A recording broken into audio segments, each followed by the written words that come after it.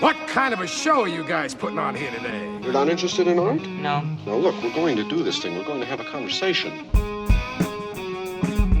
From Chicago, this is Film Spotting. I'm Josh Larson. And I'm Adam Kempenar. You smell that? Napalm, son! Nothing else in the world smells like that.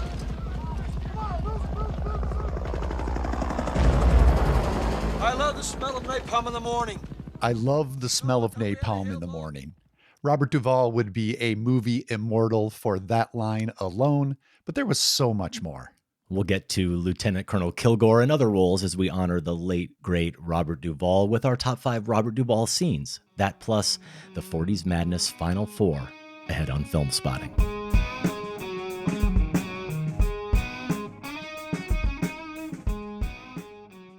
Welcome to Film Spotting. Josh, 40s Madness talk is ahead. We are down to the Final Four and, as you would expect, only heavyweights, the heaviest of heavyweights. So heavy. I mean, this has been the best of the 1940s overall. Right now, we're getting to a couple titles considered best of all time in contention for that. So yeah, it's getting serious. Final Four matchups are live. You can skip ahead if you want and vote now. Filmspottingmadness.com. We'll talk through the Elite 8 results and share those Final Four matchups a bit later. A quick reminder, Film Spotting is now available as a video podcast. You can find the show there on YouTube at youtube.com/filmspotting, and you can find all of our episodes on our website, filmspotting.net/episodes. Josh, let's go ahead and get to our top 5 Robert Duvall scenes. As we're taping this, it's been almost exactly 2 months since the late great actor passed, 95 years old.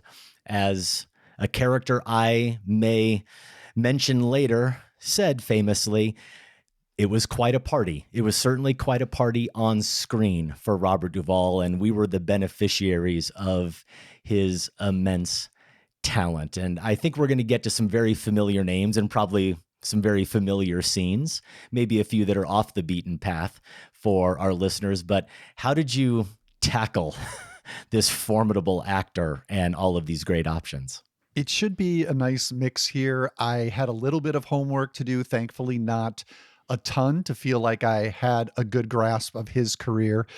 And sometimes we do these, Adam, and you celebrate the breadth of an actor's work, the range, and you certainly could do that with Duvall. Maybe between our two lists, we'll have that. Sometimes you narrow in, focus on their career, look at a number of films altogether, and you realize they were that and also a particular specialist, a particular kind of character.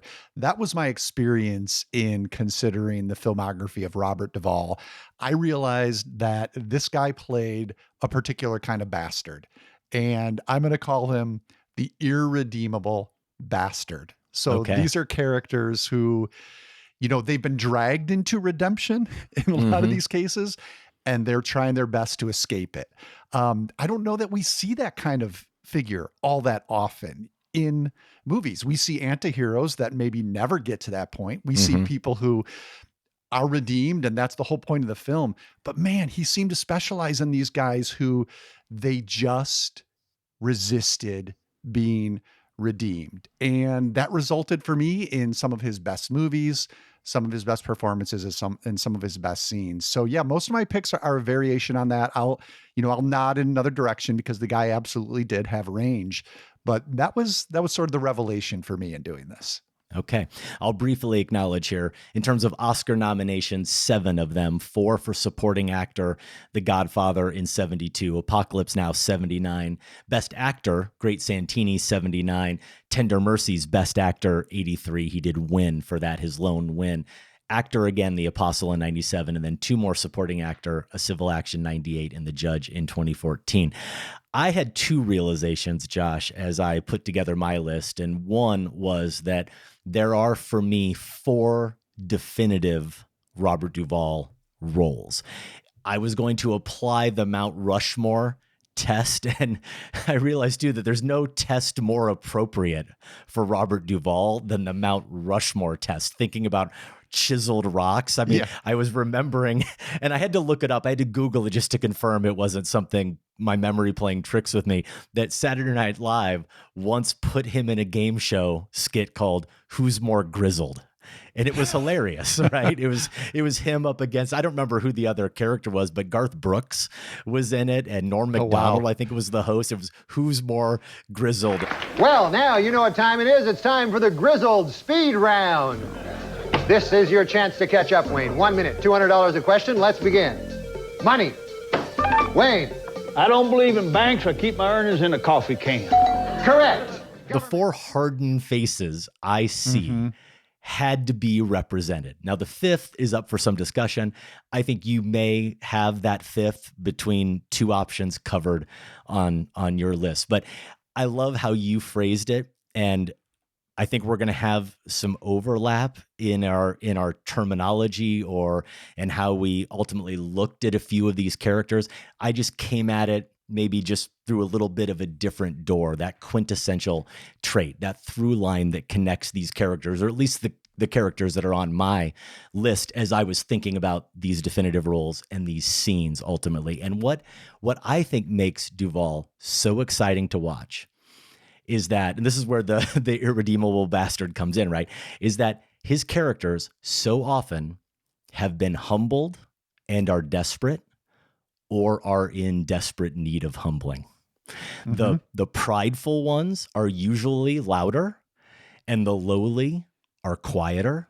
But with Duvall, the dynamics are never so simple.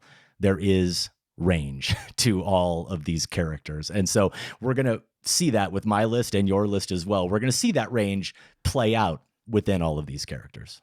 I'm thinking about his face, his head, on Mount Rushmore, or even just a sculpture of him. And yeah, the artist doesn't have to work all that hard there. No, it's pretty much right there in the rock. Exactly. So that definitely captures his physical quality. Get us started. Your number 5 Duvall scene. All right. I'm going to start with one of his irredeemable bastards, and it's the great Santini himself. The great Santini came out in 1979. This was a bit of homework for me. Duvall, as you said, Oscar nominated here for playing Bull Meacham, self-proclaimed great Santini. One of those guys who gives themselves a nickname. You got to love that. Bull Meacham is a Marine lieutenant colonel training pilots on a base in 1962, South Carolina. Throughout the film, we actually see more scenes of Meacham with his family than in the military on the base. But that's the point, because he runs his family with military precision. And as the movie goes on, this creates increasing dismay and resentment and tension there. My pick, though, despite that family focus, although I think it's related in a way I'll explain, my pick does take place on the base. And this is his motivational speech that he gives his new squadron. So up until this point in the movie, we've seen Meacham delivering a lot of bluster, but it's mostly been in front of easy, forgiving crowds. The whole opening section were with him and his previous squadron overseas. They love the guy. They think he's hilarious. And so his bluster goes over just fine. His family at this point hasn't really turned on him. You can see some of the reservations there, but for the most part, they're on board with their, very strict but loving dad. And then we meet a couple of buddies on this base, veterans he knows as well, who just eat up whatever he delivers. This scene, though, he has to deliver the bluster and then back it up before a new crowd. This is a new group. It's his new squadron in South Carolina. And he comes through with a blowhard speech of biblical proportions. Morning. You may now have the privilege of serving under the meanest, toughest, screamingest squadron commander in the Marine Corps. Me. Now, I don't want you to consider me as just your commanding officer. I want you to look on me like I was, well, God. And Duvall makes such a meal of this scene because that's exactly what Meacham is doing with the moment. This is not scenery chewing, because this is the character. I love the long pause that he gives before he says God, as if he thinks, am I really going to say this? Am I going to go this far? and compare myself to God. And then he does. And then after he says it, he gives just this little self-satisfied smirk. So priceless. He's like, yeah, I just did that. Now, we do get a clue here that the squadron, not everyone is maybe buying into this. There's a quick shot of one pilot rolling his eyes. I don't know if we can tell if Meacham notices that, but either way, he just doubles down on this speech, delivering more phrases. And every time he comes up with one, like when he says, this is the eye of the storm being with him, he lets out another little smile. He's entertaining himself so much in this scene. Within 30 days, I'm going to lead the toughest flying sons of bitches in the world. The 312 Werewolf Squadron will make history, or it will die trying. Now, you're flying with Bull Meacham now, and I kid you not, this is the eye of the storm. Welcome aboard. There is another layer at work here, though. I think this is where we get a hint of Meacham's worldview fairly early on in the film and how much he believes in it. Another thing he tells this group is, we're members of the proudest, most elite group of fighting men in the world. We are Marines, Marine Corps fighter pilots. We have no other function. And there it is. That's the movie. He's a Marine fighter pilot, not a husband, not a father. Not a father. And so there's only one way for him to function, even at home. So you probably get a sense of how this fits into, the character theme. I just will say that as far as the irredeemable bastard goes, the Great Santini's best scene for me near the climax touches on this in an incredible way. It involves his son. It dramatizes the sort of resistance to being saved that is at the core of this Duvall character type. It's not necessarily as great as this one as a Duvall scene. So I didn't go with it for that reason. I also don't want to spoil it here in case there are those who haven't seen Great Santini and want to catch up with it doing their own Duvall homework. But it does bring that theme together in a fascinating way. For my pick, though, I'm going with Meacham's squadron speech. This is the eye of the storm. Yeah, it's a great choice. And I mentioned that I thought you would have that fifth face. And for many, it should be one of the four faces that would be up there. A definitive Duvall role and performance.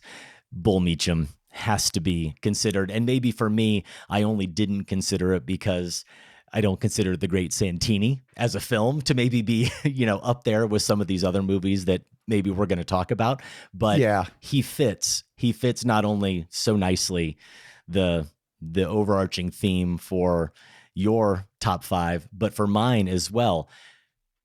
There are few characters in Duvall's filmography that I want to see. Again, think about my theme and characters that you want to see, characters who are in need of being humbled. There are a few characters that you want to see get their comeuppance more than Bull Meacham, right? But sure. I'm going to give you one that I think I actually, even though he has such a much smaller role, one I actually want to see get humbled more. And that's Frank Hackett in Sidney Lumet's Network, my number 5. And the scene is when Hackett fires William Holden's Max. I gave her the show, Schumacher.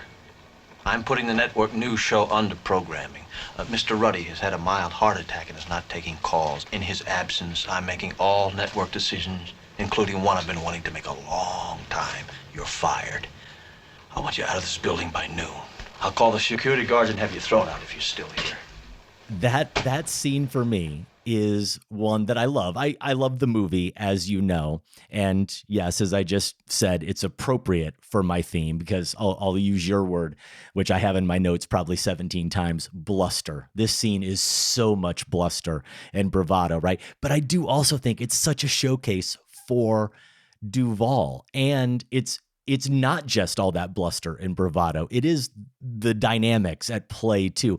He gets quiet, he gets in that mid-range, and then he gets very loud as well. And one of the reasons I picked it is because, like Gene Hackman, Duvall is one of those guys who has a very distinct laugh. And I'm bummed that I don't have a good scene that really, really shows him with that that idiosyncratic laugh of his. But we get close here, him doing something that is unique to him, I think, which is the way Duvall will really, in certain scenes, will really huff and puff a bit.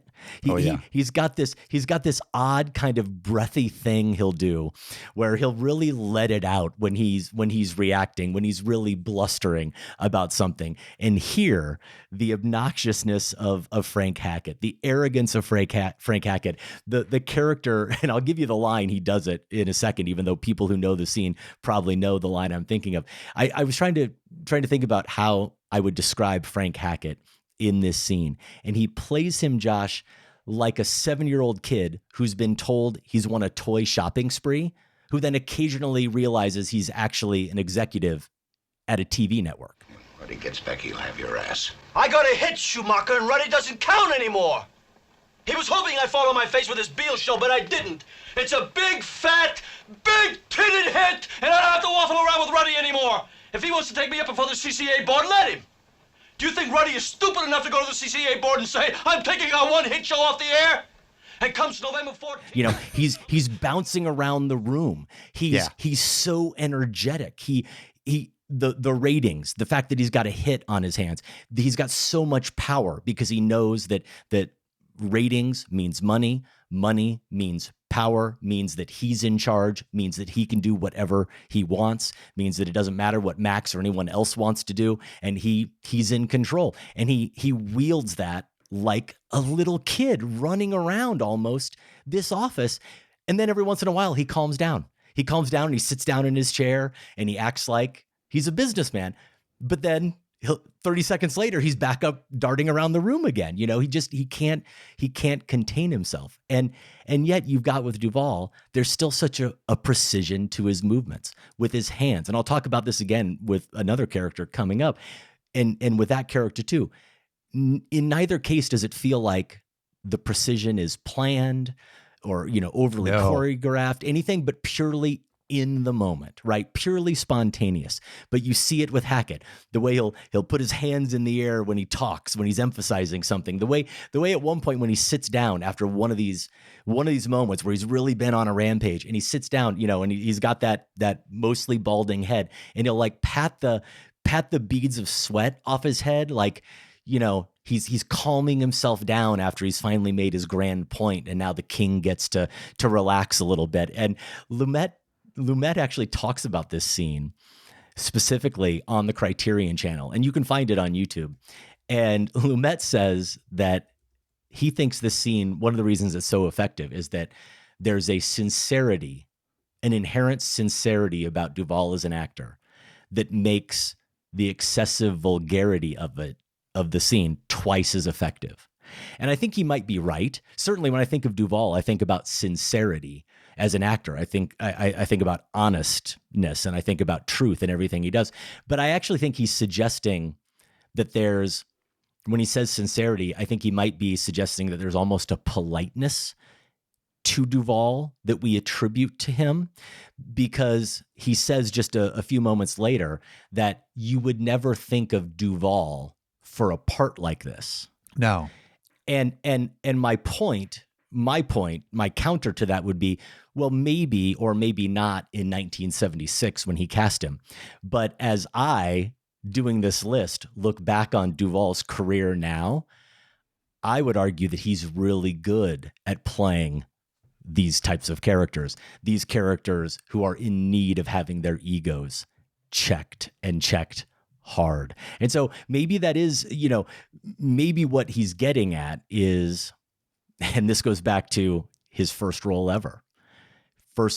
role ever, that isn't going to come up on my list, but is an honorable mention, Boo Radley. Maybe there is something about Duvall that made him so perfect for that role, even, where there's something so naturally plain and unassuming and everyday guyish about him that we do attribute a certain genteel quality and a certain politeness to him. But the thing about Duvall is there does always seem to be that irredeemable bastard, that little bit of a monster lurking within him. Yeah, I think the kindness, or, you know, that comes from the fact how often his characters say sir to no matter who they're talking to. Mm-hmm. They do have that sort of innate kindness. So maybe that's what I'm thinking of when I think about, you know, Hackett just being the blatant, right, you know, bulldozer. in this scene in particular. When you were talking about, how nothing he seems to do, particularly with his body or gestures, feels planned, right? Or strategized. It actually makes me think of a line from Tender Mercies, which we're going to get to, but this applies to your point. And this is a line that his character says to, his character is a once famous country singer, says to a young up and coming band who reveres him and is asking for his advice. It's just a throwaway line, but Duvall's character says, "Sing it the way you feel it." And I remember when that scene happened, I was like, I think that's how he approaches acting. Like this is his character describing musical performance, but that seems to be how Duvall approaches performance on screen, especially related to what you were just talking about when it comes to those gestures that are so crucial. There's even one in this scene you're talking about, something he does with his hands after, I think Max gives him the FU and his response is just kind of like, I think he just kind of like waves it away like it's smoke in the air that doesn't mean anything. It's that sort of stuff. It kind of shows him the door almost with his hands. And the line, I do have to say it, the vulgar line where he does the breathy Duvall thing where he gets really blustery is when he says he's got a big fat big titted hit. Oh yeah. That's Duvall, man. That's the Duvall line delivery.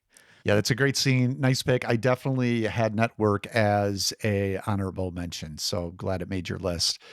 All right, my number 4 is going to come from a much lesser known Robert Duvall film, but again, maybe I was too influenced by thinking of this character type.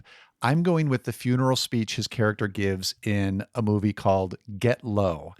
Now, Get Low, Adam, that was the film that was the prompting for your joint top 5 Robert Duvall movies list you did with Maddie back in 2010. Right. Back before I joined the show. And that was just out in 2010. I reviewed it at the time and called out one scene in particular, which now putting it into the context of his career, watching it again, I just had to go with. This was the funeral speech his character gives. He plays Felix Bush, a hermit in 1930s Tennessee, who announces to the nearby town suddenly that he wants to throw himself a funeral party before he dies. He then uses the occasion to publicly confess a long-held secret and the confession which he gives at the funeral. That's my pick. It's a very long scene. It's a long speech. It's probably too long. I wish the music that creeps in at the very end wasn't there and the film had just trusted Duvall.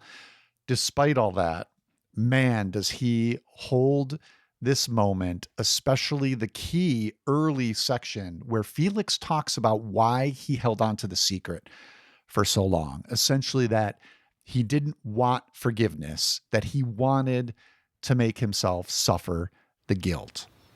Y'all probably think you know what you do or what you wouldn't, and I wish you good luck with that, I really do. When I told Charlie what I'd done, he told me to confess to God, the law, and to somebody else so as I could get forgiveness.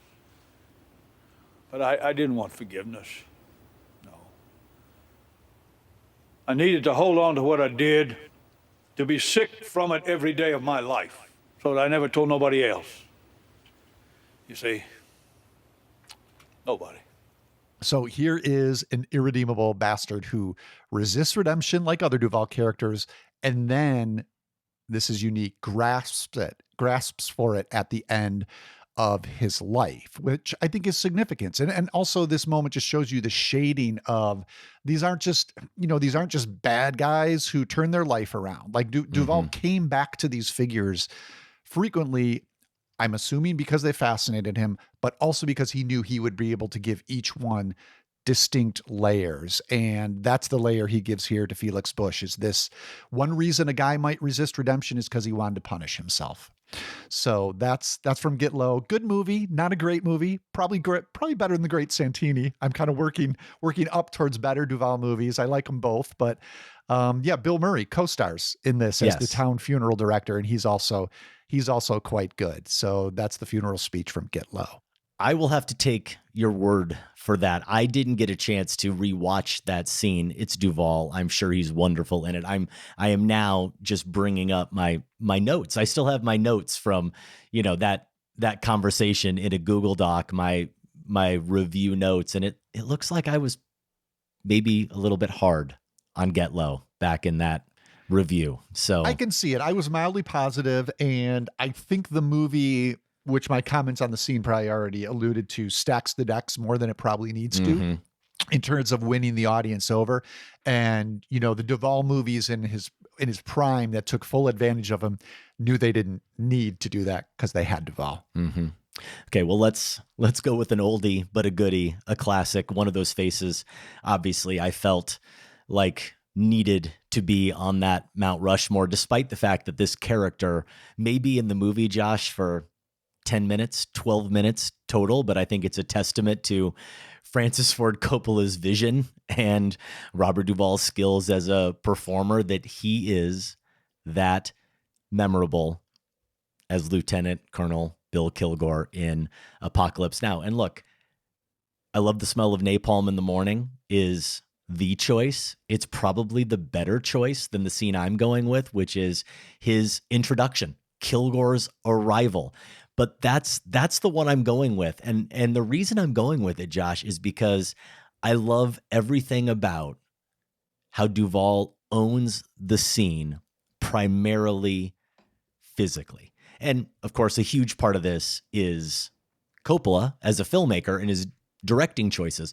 But the way Coppola shoots Duvall when he gets out of the chopper, it's textbook low angle, medium shot into a medium close-up that, because of that low angle, just immediately asserts Kilgore's authority. But I don't know that Coppola even needs it, because just the way Duvall is standing, right, in that costume that he's wearing, the way he wears that uniform and the way he's standing with those shades on, he already has all the authority that he needs. And in terms of that bluster, he's loud, but he's loud only because, this is my theory, he has to shout over the sound of the chopper blades and over the sound of the bombs exploding.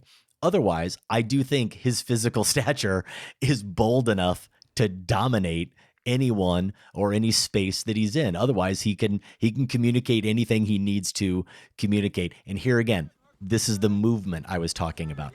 The precision with which he cracks open the deck of cards, those death cards, you know, the way he taps the cards and then opens them. Even the precision with which he throws the cards down, and they somehow, like, choppers are, you know, the wind is blowing around and he throws them onto bodies and they land perfectly on their chest somehow. The way he walks, all of it is just with purpose. And we even get then that brutal joke that Duvall somehow does make funny, where Kilgore makes such a show of he fighting against one of his men or whatever, of giving that dying man water. What do you have to say?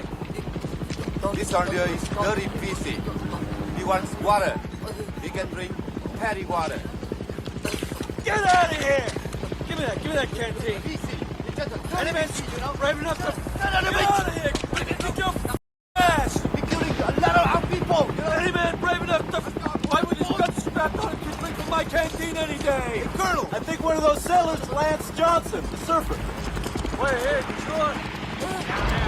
And then, of course, as soon as he finds out that Lance Johnson, the surfer, is there, he just takes his canteen and even spills a bunch of it as he goes and leaves the man just flailing there. Yeah, he turned. Right? I remember we called this out in our Sacred Cow review. He just flips on a dime his personality from this supposedly merciful warrior to what? Right. Famous surfer? Famous surfer. It's right? brutal. And then the way this soldier, this guy who does not seem to care at all, doesn't seem merciful at all, then somehow seems to have a code, as you said.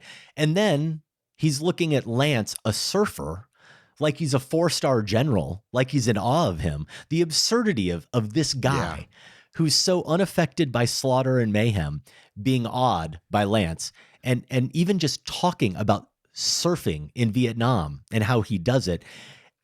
It's just such a wild ride from minute 1 until about minute 4 into this scene. And it's easy to say, following my theme, that Kilgore needs to be knocked down a peg or two. But you know what, Josh? You go tell him You go tell him. I'm not going to go tell him that he needs to be knocked down a peg or two. I'm not going to try. In Vietnam, where, especially in Coppola's vision of it, insanity reigns, Kilgore he's the king. He's the ruler, and Duvall just seems to eat it up. He knows exactly how to embody this guy. But here again, we're talking about, or we're, dancing around or even using some of the same phrases like arrogance and bluster and bravado. But he plays him, of course, in a completely different way. He embodies this type of masculinity, hyper masculinity, in a completely different way than he does the childlike Frank Hackett, for example. Yeah, we're going to stay with Apocalypse Now for my number 3. I couldn't talk myself out of the smell of napalm, so that is my number 3. You shouldn't have to. And I think of Lieutenant Colonel Kilgore now that I've seen some of other films from Duvall as the Great Santini unleashed in Vietnam. Mm-hmm. This is the war Meacham was likely waiting for, just chomping at the bit for while he was stuck in South Carolina. And he got there and morphed into this monster that is Kilgore. It's chilling to me beyond the things you talked about, which are so intimidating. And the level of his voice that you mentioned relates to this, how casual Duvall makes Kilgore. Because I agree with you. He's only raising his voice out of necessity. He doesn't really get riled up by any of this nonsense that's happening. The only time he seems to get a little perturbed is when Martin Sheen's Captain Willard tries to like call out, maybe it's not that safe to surf on the beach, and Charlie don't surf. He rips off his shirt and declares he's going to surf, and that's the only time he really gets animated. Again, is about the surfing, but otherwise, think of the terrifying calm he projects amidst this madness when he calls in the napalm strike, like he's ordering pizza. For him, it's as significant. Yeah. How about the language of this madman? He talks about blowing him back to the Stone Age. Sound familiar? I mean, good to know that we have a president taking his wartime leadership cues from Lieutenant Colonel Kilgore. That's encouraging. How about this touch? And I'm not sure if this was rehearsed or not. There's a mortar strike that hits the beach, I don't know, a dozen yards or so behind his position. I know where you're going. Everyone cowers. Cowers, jumps. He doesn't motionless. Yep. So they must have rehearsed that and staged it. Yeah. But it speaks to, everything we have both just said. This is, Duvall shows up in Apocalypse Now for a couple of, I don't know how many minutes, not many, and comes away with perhaps its most memorable scene. So yeah, it kind of works well that we were able to break it up into 2 moments, because it deserves that sort of attention. I think so too. And the fact is, Josh, you maybe didn't even touch on what I think is perhaps the most interesting line in that sequence. And it's not even, I love the smell of napalm in the morning. It's his last line. Think about what Duvall does with someday this war is going to end.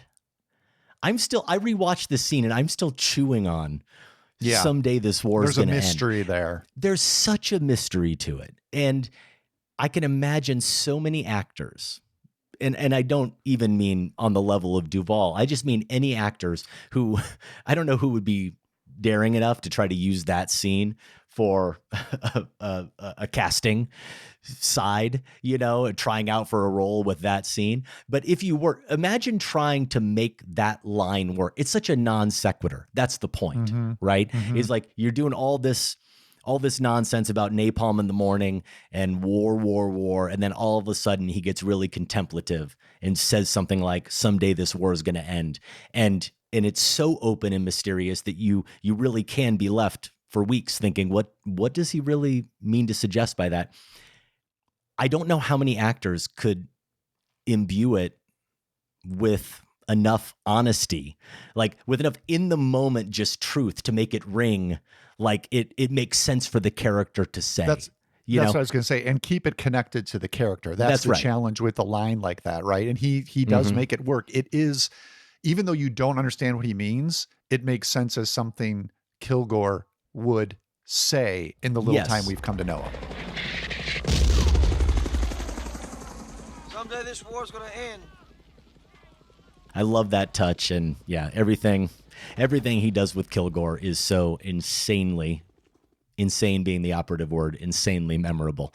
We're going to go and then to my number 3, and I do feel like that Mount Rushmore, any real investigation of Duvall scenes has to include Tom Hagen. The question is, are you going to go with Tom Hagen from The Godfather? Are you going to go with Tom Hagen from The Godfather Part 2? And then which scenes are you going to choose from? And it was tough. One of the first that came to mind, because of the sensibility that he brought to Tom Hagen, the way he balanced here, going between that need to be brought down and that sort of humility that I'm talking about with my characters, the way he balanced the hot-headedness of Sonny in the first one and the ruthlessness of Michael. He was the brother that was kind of in between, right? The advisor in between. I immediately thought about the scene in Godfather 1 where Sonny blows up at him and says, after Pop gets shot, and he says, if I had a wartime concierge, Pop had Genco, look what I got.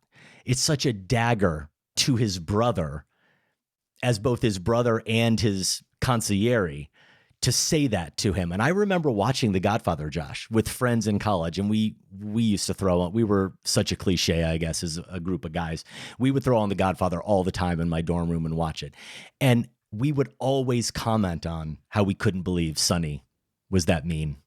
Why would Sonny say that to Tom? Tom's such a good guy. Tom's so not here. I guess we were falling prey to what Lumet was saying. We saw Duvall in this role as so nice and so sincere, and he's just trying to help the family. And why is Sonny being such a jerk to him, right? So that was something that I thought about that scene, and it would be appropriate for my scene in some ways because Duvall there, Tom kind of rises up against Sonny and he yells at him, and Sonny humbles him quickly. Like Sonny puts him in about as low a place as you could possibly put him and really cuts him deep. But the more I thought about it, I realized that my true favorite scene with Duvall in Godfather 1 or 2 is the one in Godfather 2 that makes us recall, I think it has to, at least a little bit, this exchange I'm talking about, Josh, between Sonny and Tom in the first one, whereas I'm saying Sonny uses Tom's heritage against him. Tom's adopted, as we recall famously, he's German-Irish, right? Not Sicilian. And Sonny has made sure to remind him of that. He's questioned him as a member of the Corleone family, capital F, and Corleone family, lowercase f. He's questioned him as a concierge because he's not Italian. But that's to basically say you don't belong here. And now in The Godfather 2, the scene is that scene fairly early on where you have Michael in the boathouse after the attempt has been made on his life in his home. In his home! Sorry, had to do it. In my home. He turns to the only person he can fully trust, Tom. And what does he tell him first? What does he say to him? He has, Michael, of course, has a reason for this. There's something he's trying to accomplish with this conversation, but he doesn't get right to the point. What does he say to him first? Tom, you're my brother.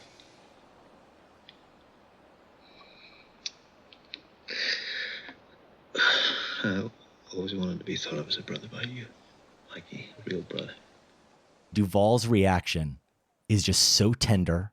He has that subtle emotional breakdown, and that line just cuts me every time I watch it, Josh. He says, I always wanted to be thought of as a brother by you, Mikey, a real brother. And then Michael unifies family and family. He says, you're going to take over. You're going to be the Don. And I just love the push-pull of it being that it's such a quiet, such a tender scene. There's zero Duvall bravado. It's obviously the complete opposite of Kilgore or Hackett or some of these other men that we're talking about, even though at the same time, he's literally being elevated. He's being promoted to the Don of the family. You know, it could be this moment of real sort of, celebration. And it's more significant to him, though, that he's getting that psychological and emotional foundation, that rigor, that support that he's always longed for, that he's being told what Sonny didn't give him originally. He's being told by Michael, finally the validation, you're truly part of this family. You're my brother. I've always found that such a touching emotional scene. And it's the way Duvall, and we're going to see this again coming up in a scene that we may share. It's the restraint, Duvall understanding how emotionally impactful that scene is for that character and thus for the audience, and knowing just at the right volume to play it and to not overplay it. Yeah, I love this pick because I think this is a great example of Duvall's range, just the different registers he's playing compared to some of the other characters we've been talking about, while keeping some of those same qualities he always brought to the screen. I think for me, here's where, the semantics of how we label our list sometimes comes into play. I think if we had done top 5 Duvall characters, I would have had Tom Hagen on my list for sure. When it came to scenes, I had a similar struggle you did. Is like, where do I go? What's the central one? I think what you picked does work really well. I heard from a listener, James Decker, when I was wrestling with this, who sent in his pick, and it was Tom Hagen for his favorite, and said his haunting role in Godfather as concierge. There you go. Yeah. Staying quietly but powerfully and influentially in the background in almost every scene where he appears. And it was that background quality that James highlighted that really does stand out to me here. I think of that meeting of the five families scene. And this is where I struggled because he doesn't really do anything, but he is literally sitting behind Brando against the wall in this meeting. When Brando stands to talk, he looks back at Tom and Tom stands with him. It's like they're so of a piece, but it's all in the background. And I guess one litmus test for Duvall as Tom Hagen is imagine someone else in the role, and this would be a forgettable part. Not only that, it would probably be a part that might have been written out of, these are long films. Sure. If you don't justify these moments, they could be cut and just left on the editing room floor. But because of what Duvall's ability to bring so much to them, you remember Tom, even though he never really takes over a scene. So yeah, in my honorable mentions, but glad Tom made your list. All right, we're at number 2. I wasn't sure where I was going to go with The Apostle, which was my favorite Duvall starring film until I did some homework for this episode. I love The Apostle. You should note Duvall here also served as writer and director. And yes, this is absolutely another irredeemable bastard, Duvall's Sonny Dewey. This is a Pentecostal preacher who discovers his wife is having an affair with the youth group leader at church. He kills the man in a fit of rage and then flees Texas for Louisiana, where he begins a new church and a radio ministry as the Apostle EF. Now, Sonny was actually on my list of the top 5 characters who shaped us back in 2023 with Aisha Harris. She was on the show with us then, Adam. It was around her book that was released at the time, Wannabe. I'll let Film Spotting family members take advantage of their archive access and check out my reasons for that pick by going back and listening to that episode. Before I get to my scene pick here, though, I want to share another listener comment. An email I got from a listener who chose a moment I didn't go with, but definitely consider. This is from Reed Lackey, who chose Sonny's final sermon. And Reed, as he'll explain, did this for personal reasons. Perhaps because of my personal upbringing in the Pentecostal church, the scene that stands out to me as his tour de force is the final sermon in the church service at the end of The Apostle. My understanding is that the scene was captured largely in one take, using a multi-camera setup with minimal pickups. Duvall taps into something uncommon here. He connects to a lengthy American tradition that has too often been satirized and parodied and endows it with dignity, reverence, and power. But the scene is also a masterclass in character work.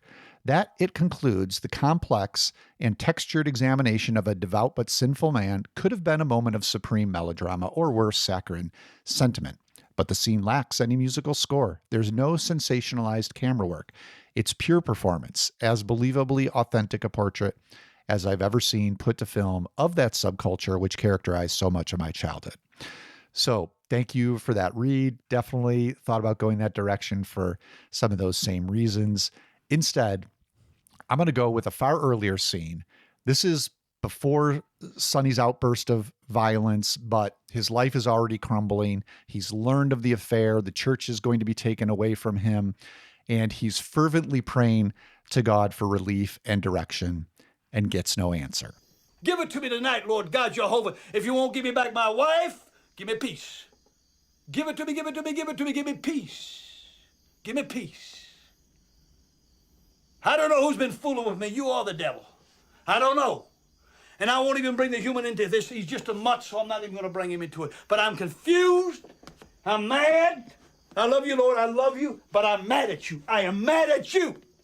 What I love about this scene is the way Sonny vacillates between preacher mode. So when he's giving it a bit of a performance, you know, the give it to me, give it to me, give it to me, and when he hits genuine notes of surrender. Here's maybe a little bit of the humbling that you've been talking about, Adam. Exactly.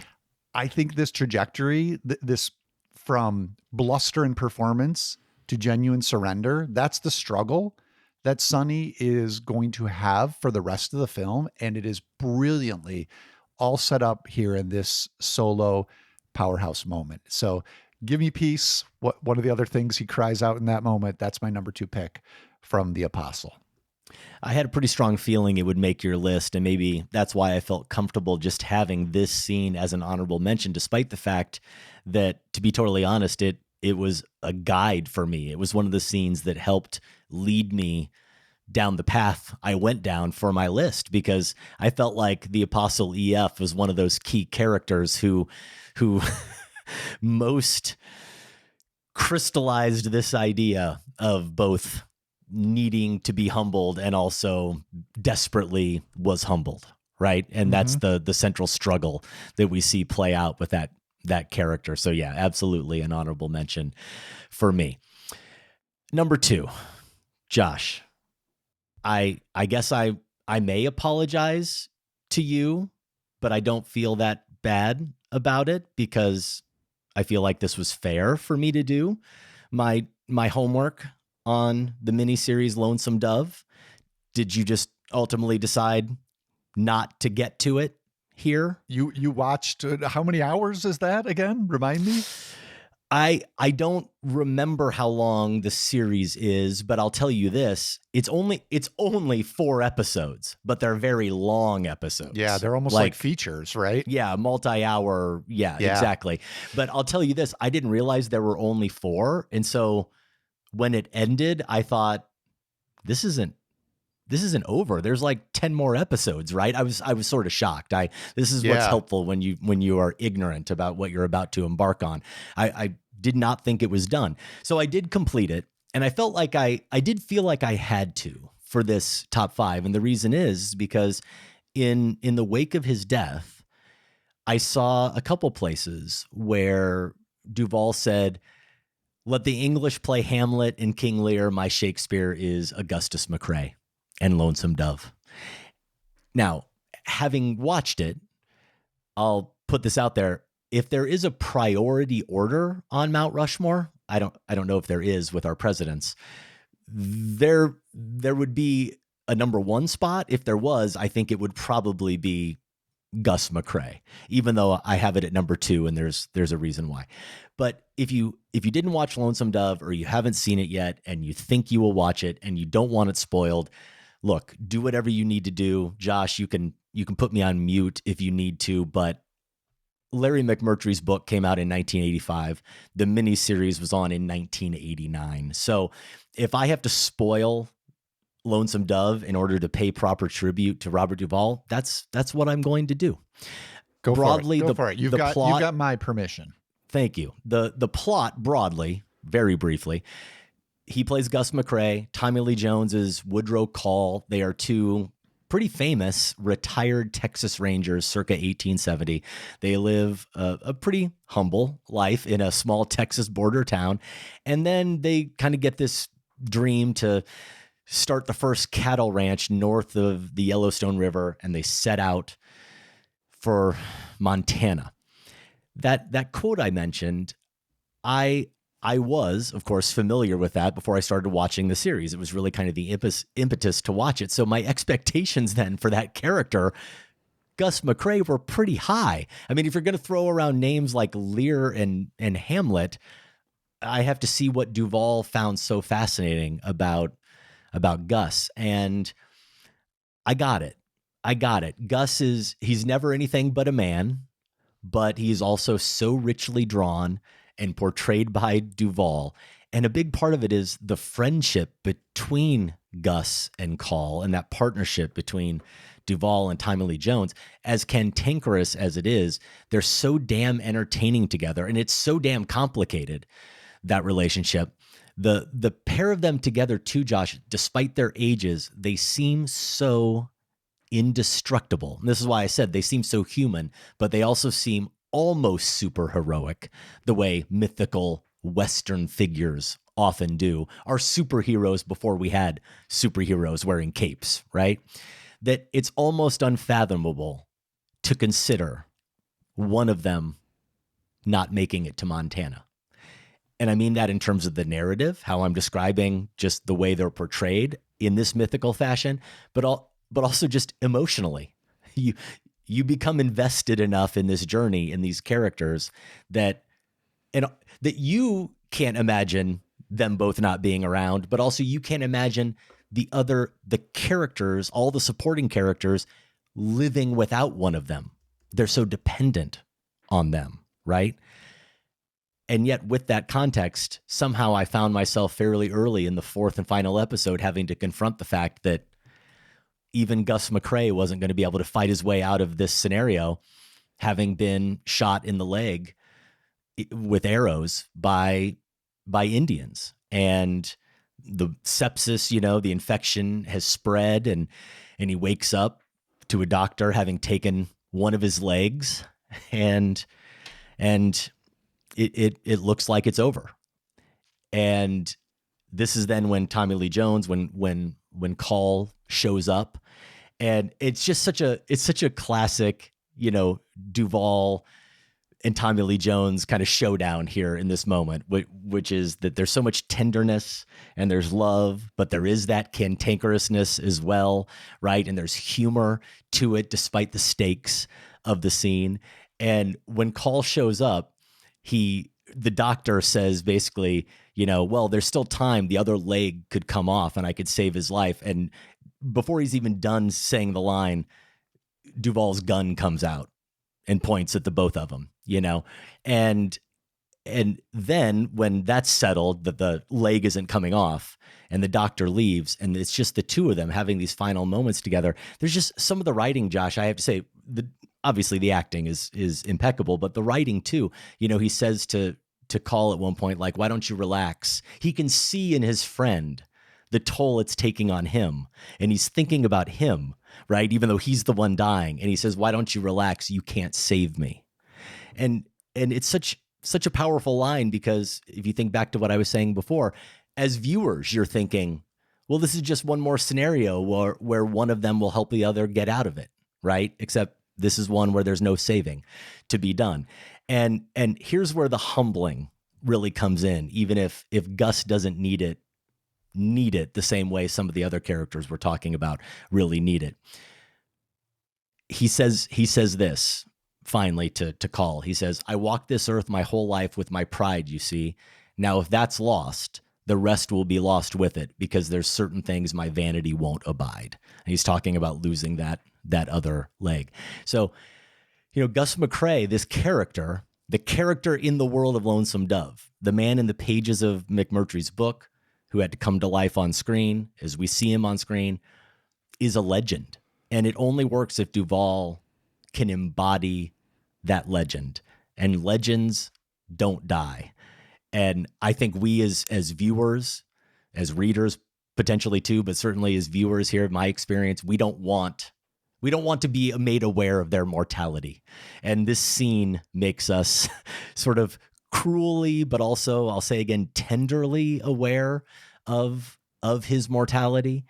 And Josh, there's a moment, I'll tell you this, I'll warn you in advance. If we're ever doing this top 5 treatment later for Tommy Lee Jones, I'm just going to pick this scene again. So you better watch Lonesome Dove, despite me having spoiled it for you, because he's just as good, if not even better than Duvall in this moment.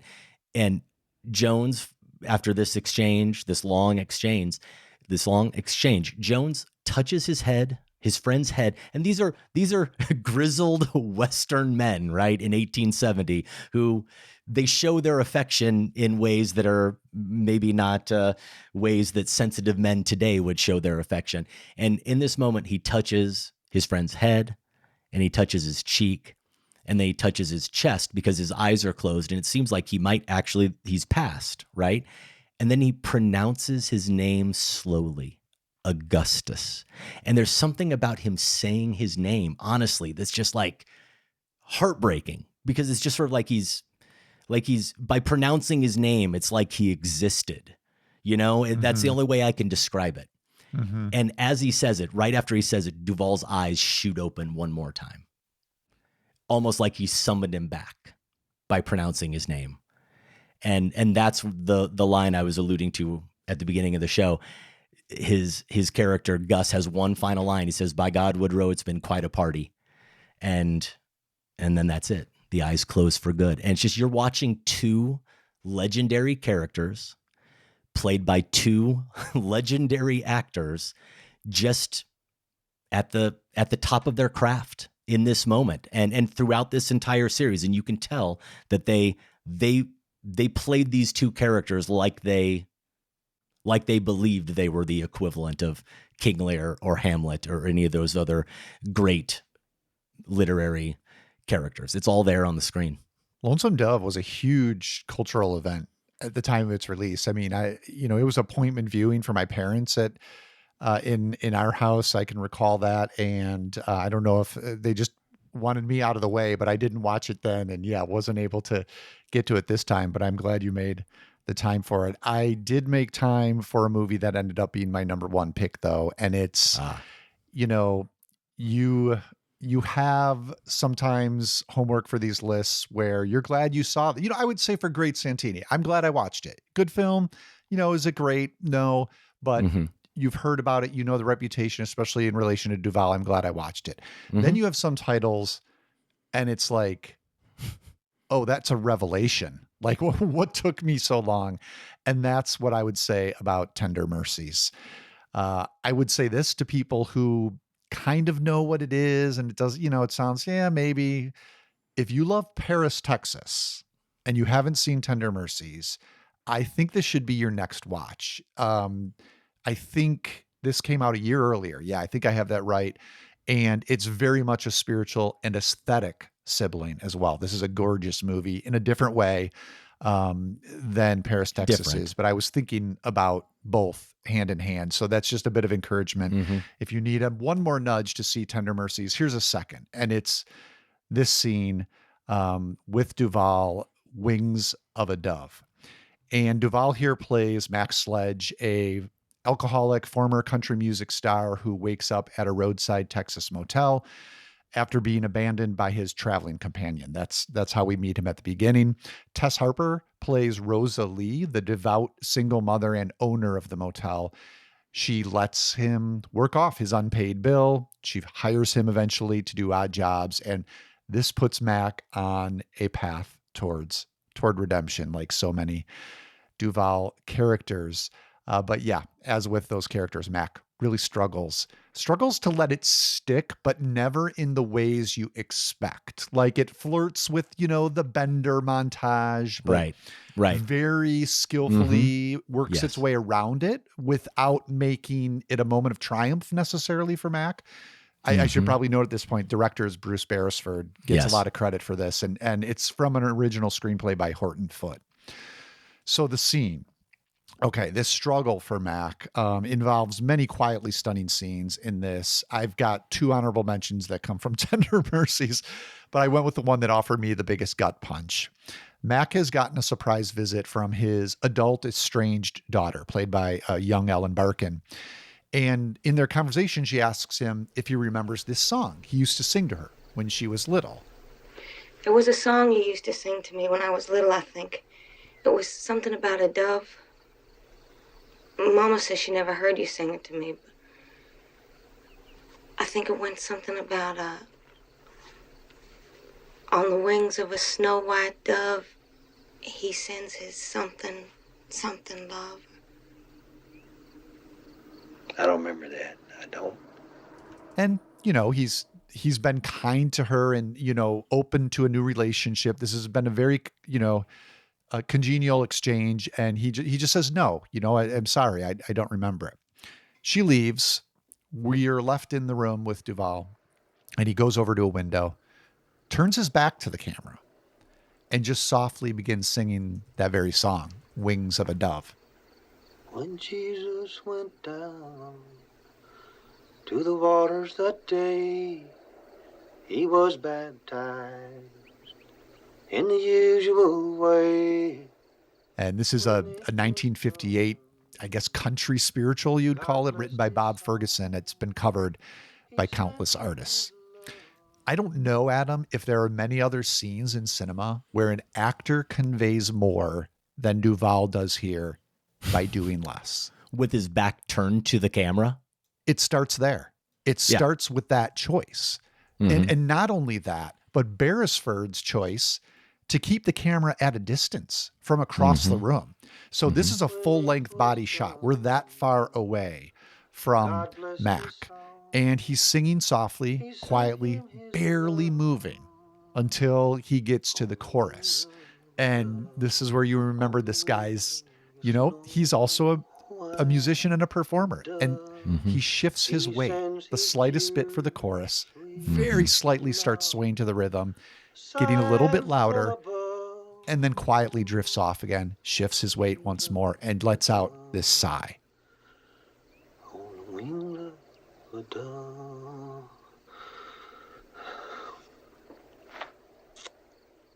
That's it. But, oof. I mean, it's incredible.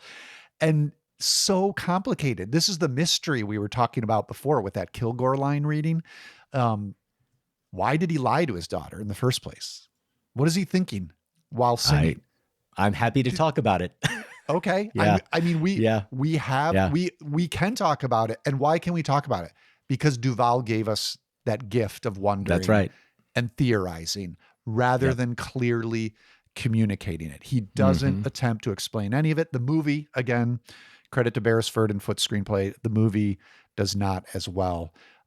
Just worth noting, Duvall does his own singing here and throughout Tender Mercies. There's a lot of music. And I do know we both kind of like stumbled into talking about this early because this was a bit of an awakening experience for you too, Tender Mercies. Yeah, I really liked the film. It was one I needed to watch as homework for this list, same as you. And we did discuss this very briefly on air even and off air, as I recall. And I just knew when I watched this scene, I knew this was going to make my list. I knew it was going to be high on my list. And then my next thought was, I hope somehow Josh is taken with some other scene. He doesn't see the brilliance of this scene, and he's going to be pulled in a different direction, and he'll have something else for Tender Mercies. And then sure enough, we both saw the magic of this one because it's my number one as well. And I like the connection.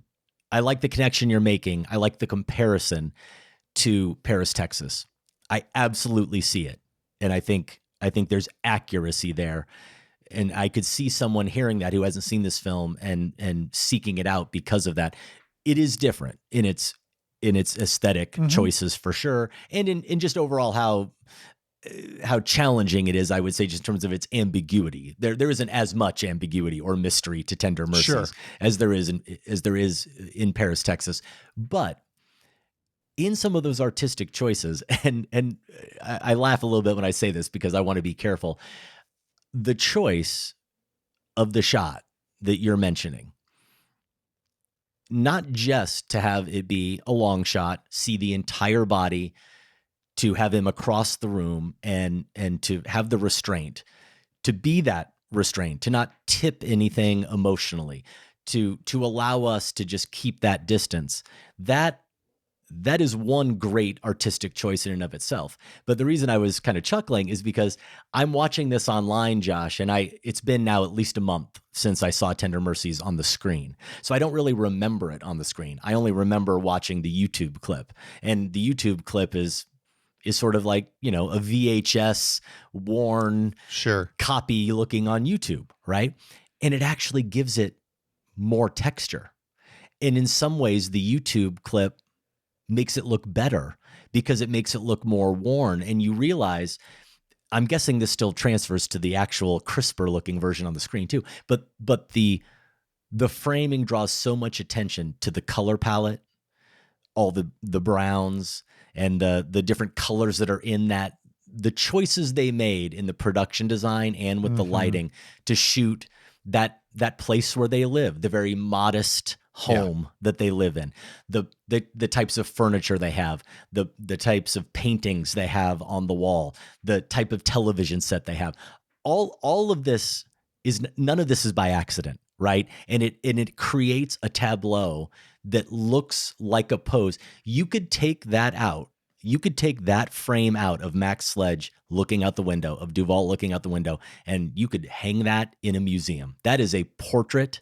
That is a gorgeous portrait, and put 10 different titles on it and assign to 10 different people or 100 different people that walk through. They could put onto that their own thoughts about what they think they're looking at and what that man is thinking, all because of the ambiguity, but because of the different layers that are there in the colors, in the choices of the design of it.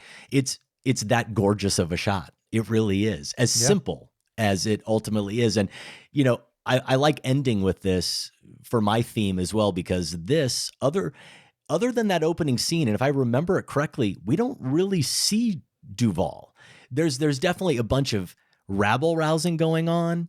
He's carrying on. There's alcohol and a bunch of partying. But then when we really meet him, it's the aftermath of that the next morning. Right. And the movie then really begins after that. So this is like fully humbled Duvall. This movie, Max Sledge, is pretty much fully humbled. Like, I'm trying to turn over a new leaf. Yeah. No more country singing, no more honky tonkin. I'm just now trying to just be a normal guy and put alcohol behind me. And now I'm going to, maybe try to be a family man. And on the quieter side, Josh, he not only barely raises his voice, when he sings, he barely raises his voice. He keeps everything at a certain decibel level. And as a viewer, we know he's a flawed character. He's a human being. He's a flawed man. But as a viewer, I'm on Mac's side. I'm rooting for him. And sure. And as soon as his daughter, Ellen Barkin, right? A very young Ellen Barkin, starts to ask, hey, do you remember? Like, we kind of know where this is going. Right. And we're hoping, we know that he wants to make this connection with his daughter. We know that he does, because he sought her out already, earlier when he went to the show that his ex-wife was performing at, and he was looking for his daughter. We're rooting for him. We hope he'll remember, and that they'll have this moment together. And I remember so closely studying, I'm not going to say Duvall. I'm studying Max Sledge's face. I'm watching Max so closely as she's finishing her question. I'm watching him in close up as she says, do you remember that song you used to sing to me? It was something like, The Wings of a Dove. And that pause that he has, he looks away and then he looks back at her, right? And he says, I don't remember that. I don't. And maybe now, Josh, now that we know the truth, maybe the fact that he adds, I don't, after already saying, I don't remember that should have been a tell that he was protesting too much, right? But I was studying him so closely, I was sure that he genuinely didn't remember. I don't know about you, but I was sure he was telling the truth in the moment. Sure. Yeah. That he did not remember, Or maybe it never even happened, that she was conflating something from her childhood, some other memory, but this didn't happen, right? Or he just didn't remember it. And here again is the restraint, to have Matt come back in, go to the window, look at her leaving, and start singing the song, hold that tableau shot. He knows the truth, and the only other people who are going to ever know the truth are us, the audience, right? And she'll never know the truth. And what hits me so hard about that scene is that he could have. This is why the moment you said at the top of the top 5 about being irredeemable, the irony about that is that this character, Max Sledge, could have had that moment of redemption. And maybe even we could say deserves in some way to have it, because he seems like a character who genuinely wants it and has changed his life in some ways to earn it. And he wants it there. Who wouldn't want it there, right?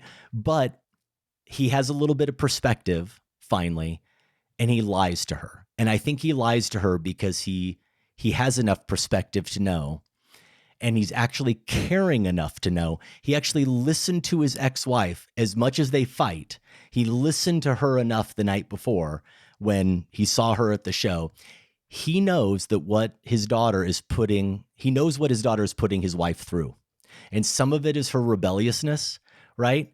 But he knows that they're having a tough time, and he knows that with his daughter coming out to see him, that all it would take is for him to verify that shared memory and sing that song to her now. And she would almost certainly melt, and she would be, if not full on, she'd be a lot closer to being daddy's girl.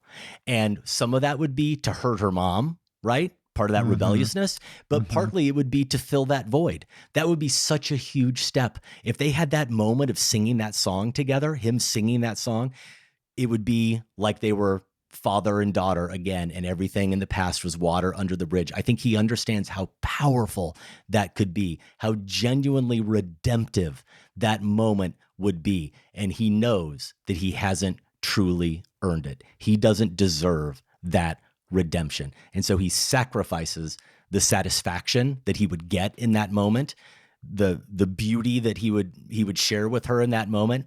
He sacrifices it because he hasn't earned it. He doesn't deserve the redemption. Yeah, I think that's a fair reading, and it connects very much to, the pick from Get Low that I made with Felix Bush, the hermit, who wanted to punish himself for decades. You do wonder, watching Max Sledge, he becomes, in trying to turn his life around, he becomes something of a monk, but with a newfound family and responsibilities. But he's at this very isolated place with strict daily duties and routines. Yeah. And I think part of the emotional processing here might be that having her enter his life, his daughter again, disrupts all of that, which is a very fragile place. Now there's a part of him that probably wants to. And I also, there's another element at play here, which are her motives, his daughter's motives, which we learn more about as the movie goes on, but you can get a sense of, as you suggested, she's obviously trying to play parents against each other again. Yes. But how genuine is this desire for connection is something else he's processing. So yeah, just to allow all of this to percolate, right? In a moment where he's alone in the scene and he's not even looking towards the camera, right? And the master for an actor too.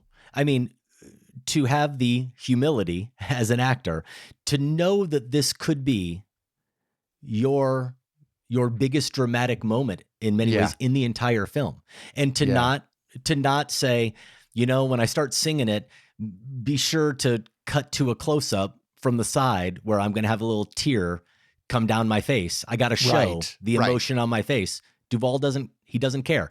Go ahead and keep the camera back there. 99 out of 100 films with this scene would cut to outside looking at him through the window. Absolutely. Right? And maybe even make it raining outside so that they're and the reflection of her car driving away. Yeah. Right. And this is just, nope, we're going to sit here and let him have the the privacy of this space. Yeah, it's incredible. Yeah, it is. Those are our top 5 Robert Duvall scenes. We've heard a few honorable mentions along the way. Any you would like to re-mention or highlight that haven't come up yet? I think, the ones you had on your list that I didn't, I would include as honorable mentions. And the one that hasn't come up is I didn't get a chance to chase down this scene, but looking back at some of my reviews of Duvall movies, Crazy Heart, he has a small supporting role. And there's a moment where I just wrote an excellent Robert Duvall who saves Blake. That's Jeff Bridges, right? In Crazy Heart. Saves Blake and the movie really with a few honest words during a fishing trip. So that stood out to me, especially in the context of our discussion here, where honest has come up a couple times. So maybe that Crazy Heart scene is worth considering. Otherwise, Tom Hagen, you mentioned To Kill a Mockingbird as Boo Radley. The other Tender Mercies options, I thought for sure, Adam, that you might go. I had the same experience as we talked about. I thought for sure you were going to go with the guitar lesson early on, Tender Mercies, where he's teaching Rosalie's son how to play guitar. And the climactic, I think it's the second to last scene, perhaps, where he's out tending the garden with Rosalie, and I'll just say he gets some tragic news or is processing recent tragic news, and he's complaining about unanswered prayer. We're back to the apostle here. Just why? But the way Duvall plays it physically, they're in this shared garden and he's very gently patting the earth as you need to not damage the seeds, even though everything else about him is expressing this confusion and rage. There's something about the gentility we've touched on with Duvall that comes out in that scene, is that even though this is a low point in his life, he's very carefully patting the earth as a good gardener would. So that would have been maybe, I could have done a top 5 of Tender Mercy scenes with Duvall, obviously. Yeah. So let's see. Yelling at the Lord and Apostle, Boo Radley, Smelling Napalm. What hasn't come up? Don't worry about anything, Frankie Five Angels in The Godfather Part 2. That scene, Josh, if you remember in The Godfather Part 2, is when he goes, and this is the magic of Duvall and Tom Hagen. And you were getting around this a little bit when you were talking about how he's in the background and he has so much power, but he's in the background. Until I considered it for this top 5, I didn't fully process the extent to which in that scene, and I know people listening to this are like, yeah, of course that's what the scene is about. No, I know. I didn't fully process the extent to which he is the puppet master sending Frankie Five Angels to his death in that scene. And he's doing it in the nicest way possible. He doesn't even directly say anything. He only hints at and alludes to things and mentions things from history and sends him off with a smile and shaking his hands. And Frankie thanks him for it because he tells him his family will be taken care of. You could listen to that entire conversation 10 times and never know that Tom Hagen basically said, hey, be sure tonight to take a bath and slit your wrists and die because you went against the family.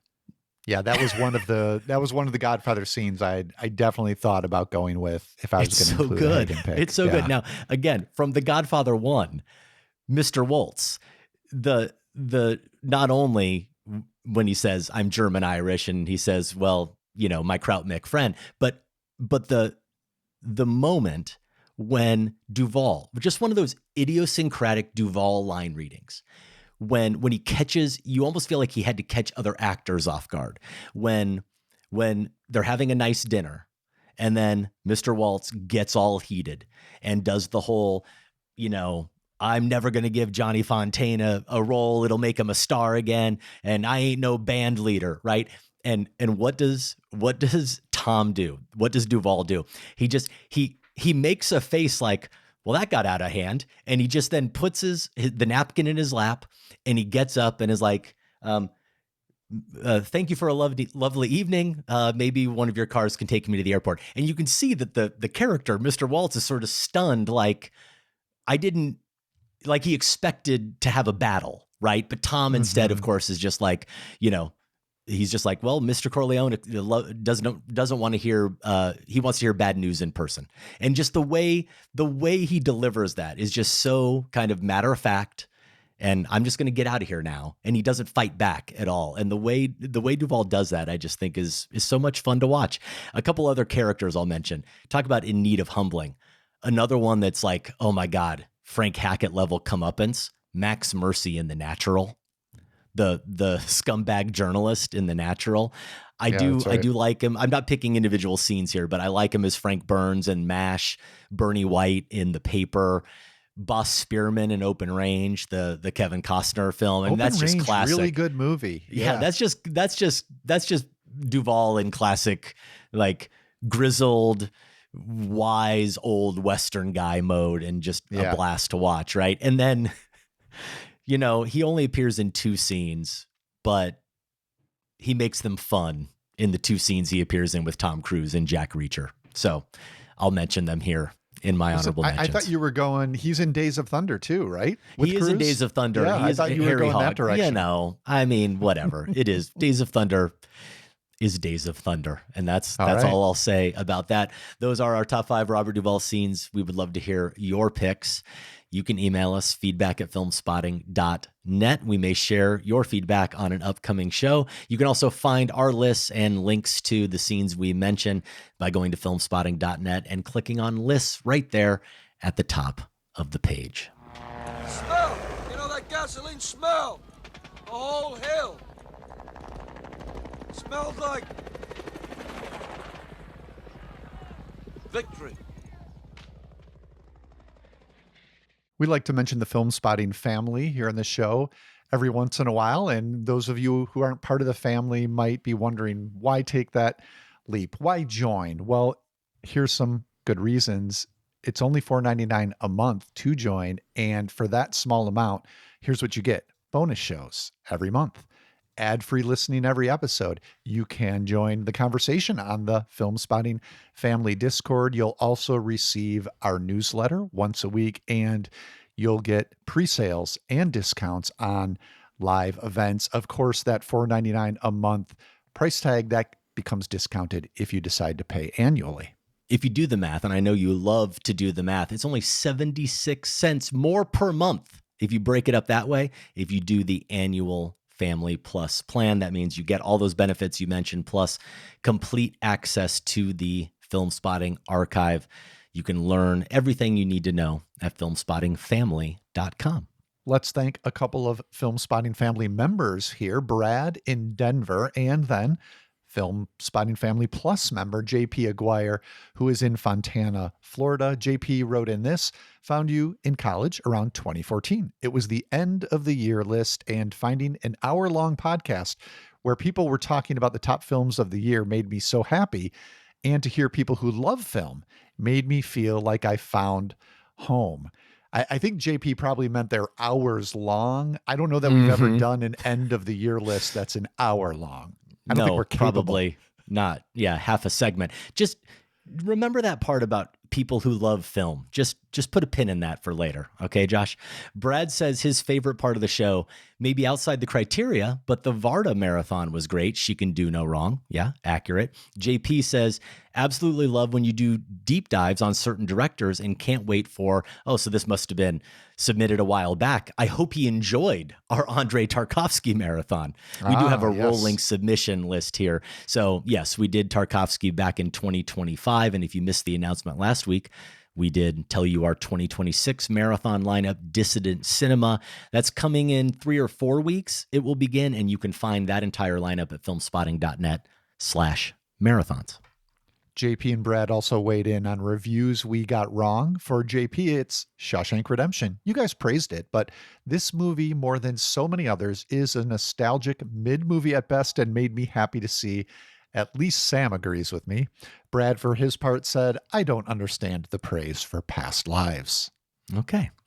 Movies they credit with becoming cinephiles. JP says Seven Samurai, which my dad showed me when I was about 5 years old. Brad says The Wind That Shakes the Barley. Interesting. We also love it when family members recommend books about movies or movie making. Brad highlighted Cameraman by Dana Stevens. Of course, that's a great one. And for JP, one that I am going to get around to at some point, I promise, Andrei Tarkovsky's Sculpting in Time.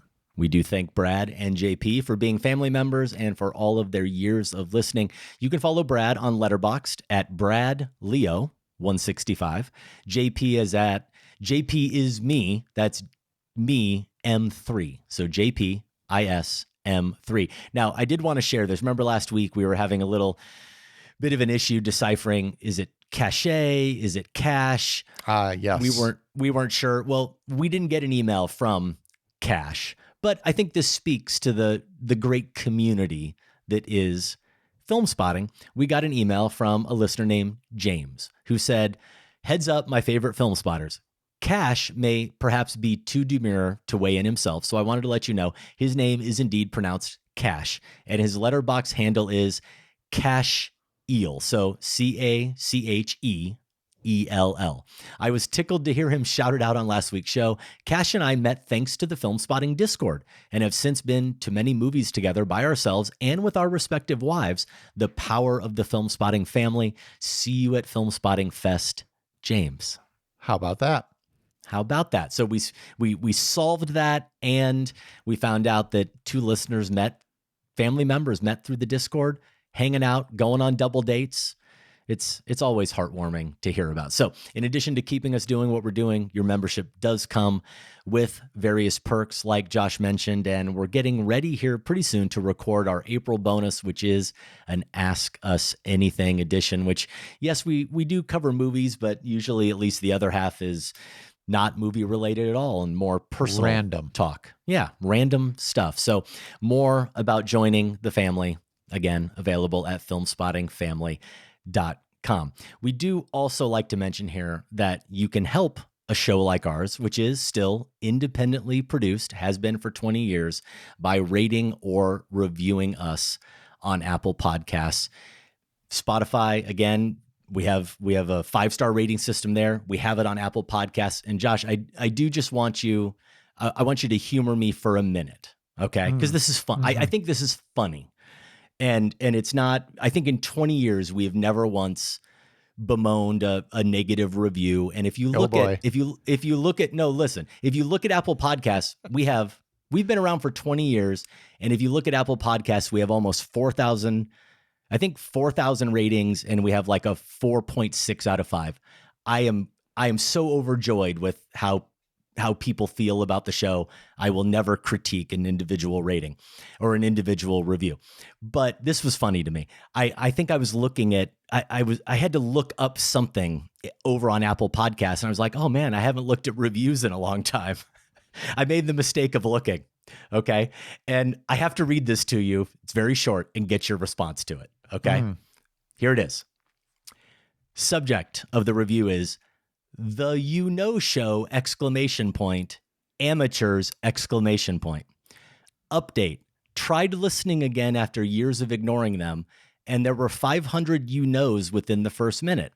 These self-proclaimed film freaks have the most incredible ability to come up with reasons to dislike nearly every film in existence. Great films are remembered forever, not the critics who bash them. And that was a 1 out of 5-star review. Do you think it's possible, Josh, that was intended for a different podcast? I was just going to say, sometimes people review podcasts not realizing they're thinking of another podcast. Also, whoever that podcast is, I like this notion that they're apparently broadcasting beneath this person's window. They tried to ignore them. It's not that hard to ignore a podcast. They tried to, but then found themselves clicking on it. They were compelled. You don't follow the show, but apparently this podcast is broadcasting, out on the sidewalk 24/7, and it's been really hard to hear all those you knows. I don't know. I don't feel as if we say you know a lot, but I know this for sure. We've never once referred to ourselves as film freaks. Those two words have never been uttered in this show's history until right now. I don't think I've used that. No. And also, going back to the little note I made when we were reading those comments, don't we probably have a history of liking more movies than bashing movies? I'm just certain. Yeah. I am certain that the reviews weigh out as positive, which is not because we're not willing to give a negative review. We just generally choose, we don't review everything. So we generally choose titles that we think we'll likely have a good experience with. Right. So I couldn't resist. I saw that and I was like, wait a second, this is a negative review and there's no way it's even about our show. What are we doing here? Apple Podcasts. Now, let me ask you this. Has this little session helped? Do you think will you sleep a little better tonight? Will you forget about this person? Or I don't know. I had forgotten about it, and now more. Now I've brought it back. Look, just I guess I'm using it. I would love Film Spotting listeners, go rate us on Apple Podcasts and cast that one to the back of the reviews. Then I'll feel better. Bump it down. Okay. Bump it down, and I'll then feel much better. Okay. Reef Hawk. For the last 4 decades, America's favorite movie star. Starring in 3 of the biggest franchises in film history. You've had 5 years off. I mean, how are you going to frame the 5 years thing? I won't say that I was hiding a heroin addiction from the public, and that my best friends and my insane lawyer helped me cover it up for years. That is a really smart omission. Strong omission. Today I walk. Outcome, as we said last week on the show, perfect example of a movie nowhere near our radar. We need our streaming video unit investigators, Matt Singer and Jordan Hoffman, to make us aware of, to tell us whether or not, we should be on the case or not, whether or not we should be paying attention to it. Well, I haven't listened to the entire episode, but based on what I know, it sounds like we don't need to be paying too much attention to outcome, unfortunately. They took the hit for us. Is this going to be the subtitle of SVU? We investigated so you don't have to. Yeah, it might be. We will see next week, because here's another one that I had no idea about, and boy, does it have an entertaining title. And if I just told you the title and then said, I'm going to give you 3 guesses, it's a known director. I'm going to give you three guesses which director it is. I bet you would have gotten it. If you haven't looked, we can play this game. I bet you would get it within 2 guesses. Okay? It's a new Amazon Prime comedy. It's definitely a director. Well done. It's definitely a director you know. The film is called Balls Up. Who does most of Adam Sandler's Netflix stuff? I'm blanking. I see where you're going, but that's not it. Duigan? Brian? Is it a Brian? Yeah, no, David or something like that. No, I'll save you. Just give it to me. Peter Farrelly. Oh. Doesn't it sound like a Farrelly production? Balls Up? It does, but is he back to... Wait, I didn't know post Green Book he's doing... Because he was Green Book, right? Yeah, he was. Okay. Well, he's got Irredeemable Bastards. He's got a new one with Mark Wahlberg and Paul Walter Hauser. There you go. So you can hear next week, every Tuesday in your Film Spotting feed, you can hear Film Spotting SVU. They talk about new streaming movies like Balls Up. They also share some related streaming recommendations, and they debuted a new game called Letterboxding.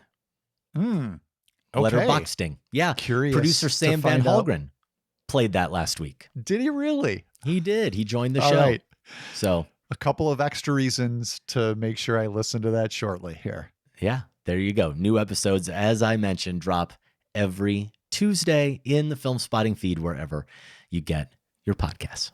Don't forget to still make room for our other sister podcast, The Next Picture Show, looking at cinema's present via its past. As a matter of fact, they have a new pairing beginning just this week. They're looking at the drama alongside David Cronenberg's A History of Violence. Wow. So this first episode is A History of Violence, which a beloved early Film Spotting movie, I understand, Adam. Yeah. #1 film of the year, 2005. Adam and Sam, we agreed on it, that it was the best film of that year. I mean, we might have seen that first year of Film Spotting 17 movies between us, so I don't know how much stock you want to put in that, but we agreed that we loved that movie. And I do say this from time to time. I mean, they always do great work on the Next Picture Show, and their pairings are always on point. But this one's particularly inspired because it's one that doesn't have an obvious corollary. The drama doesn't have just an obvious one to put with it. And this one makes you think for a second. You have to say, okay, why exactly A History of Violence? And then you go, I get it. Okay. Secrets, married couples, the split. What do I think of my partner now that I know this? It's great. Yeah, I do enjoy those pairings as well. For the Next Picture Show, just look for episodes every Tuesday, and you can find those wherever you get your podcasts.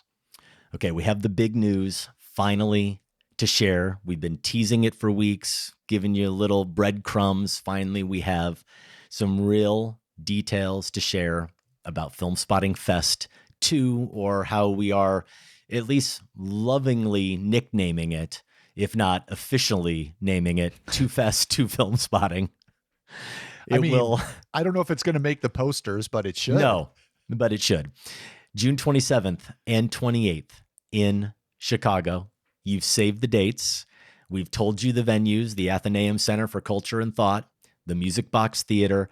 Now we need to give you the movie titles and a few more details. And before we give you the movie titles, just a quick sketch of how we approach this. And it goes back to what we did last year with the inaugural Film Spotting Fest. And that was different, of course, because it was celebrating 20 years of film spotting, and it was a bigger event, 6 films over kind of 2.5 days. But we're approaching it the same in that we're trying to represent what the show is. And that means we are thinking about Pantheon titles. We're thinking about marathon titles. We're thinking about golden bricks, discoveries, things like that. We're also just thinking about titles that will be good, fun, communal experiences and other connections to the show. So all of those things are in our mind. When we think about these titles, we want people to see the lineup and think, that feels like Film Spotting. We get it. I think we've done it. I think with this mix, we've managed to do that. I mean, speaking of Pantheon titles, we're going to kick off the fest with one of the 2 most recent inductees to the Pantheon, Agnes Varda's Cleo from 5 to 7. I think it was inducted 2 weeks ago, maybe something like that. And yeah, so that'll be Saturday, the 27th at the Athenaeum Center. Probably, is that going to be like a late morning? I think is when 11 a.m. will be the 11 first. a.m. We'll be kicking things off with Cleo from 5 to 7. That's right. And I've touched on this, I think, a little bit, but if you were a participant in Film Spotting Fest last year, we crammed a lot in. And fortunately, everybody was game. Josh, our fest goers were awesome. They barely had time to use the restroom, much less, get a snack before they had to get back in the theater. 4 movies in one day. In the case of the Saturday at the Siskel, we have 3 movies in one day now. And the movies are all a little bit shorter. That wasn't planned. That just worked out. But also we have more time built in, and it's just going to be more relaxing all around. Also, since we're at the Athenaeum, we're going to have more of a neighborhood to kind of roam around in, more restaurants. So we think it's going to be just more relaxing in general. And that one starts at 11. We'll have our Q&A and everything after, as we always will with a guest. And then at 3 o'clock, Krisha, a 2016 Golden Brick nominee and currently scheduled writer-director Trey Edward Schultz will be joining us at the Athenaeum for that screening to do an intro, and joining us on stage after for a conversation about the movie. I like the tradition we're already establishing is include at least one nerve-jangling title. I think we could say Take Shelter filled that with the inaugural Film Spotting Fest. And here now with Take Shelter is also, buckle up for this one. A great one to have a conversation about afterwards as well, let alone hopefully, likely, it looks like at this point, we will be having that with director Trey Edward Schultz. But then after it gets, it starts out a little bit a little bit harrowing with Cleo, gets more intense, way more intense with Krisha, but then we all get to come down. We get to chill. We get to laugh. We get to be a bit ridiculous, celebrating the 25th anniversary of one of the great cult comedies of the 21st century, directed by friend of the show, David Wayne, Wet Hot American Summer, in that 7 p.m. slot. That will be fun, and it's going to be extra fun because Katie from the film, Marguerite Moreau, is going to be joining us for that screening and the intro and Q&A after. The love for this movie is just off the charts and seems to grow every year. And I'm especially eager for this because while I liked it when it came out, I feel like for whatever reason, I didn't join in that fervor that everyone else had and has grown. So I'm going to be join the crowd a little bit late perhaps. And yeah, another great Q&A afterwards. Comedies like this, you've got to have that experience with a packed theater. It'll be so fun to do that with Wet Hot American Summer coming up here this summer. Closing it out Sunday morning, late morning screening on the 28th, another 25th anniversary screening, a Pantheon film. And the theme here, all of these movies have something in common in terms of time, whether it's sort of characters haunted by the past. We have with Cleo a movie that's effectively in real time. 5 to 7 is built into the title. Obviously, you have a film like Wet Hot American Summer, which is made in 2001, but is looking back, set in 1981. The characters in Tenenbaums, that's the movie we have here in that Sunday morning slot, the Royal Tenenbaums, where those characters are still unable to get past what they see as the sins of the father, right? And the children and the promising children that they once were. That's why we have that movie closing out the fest, in addition to the fact that it's one of our favorite films of all time from one of our favorite filmmakers. And seeing that at the Music Box with Michael Phillips, who was unable to be, due to a scheduling issue, unable to be at Film Spotting Fest 1. He's going to be here at the Music Box with us now to talk about that.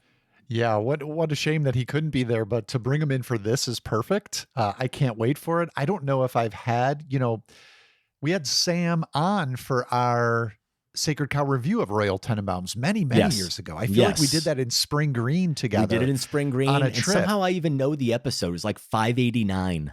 Okay. So so the three of us have dug into Royal Tenenbaums quite a bit. Bringing Michael into the fold, having him in the mix will be wonderful. So I love the lineup. I think it's a good mix of types of experiences, all which lend themselves to good conversations, which we'll be having afterwards and between. This is going to be a lot of fun. And, we mentioned the Film Spotting family, and one of the benefits of joining the Film Spotting family are access and discounts to live events like that. So like this. So it will be the case with Film Spotting Fest. Family members will get access to tickets before everyone else, and also a discount. And we're doing a meet and greet type thing as well for family members.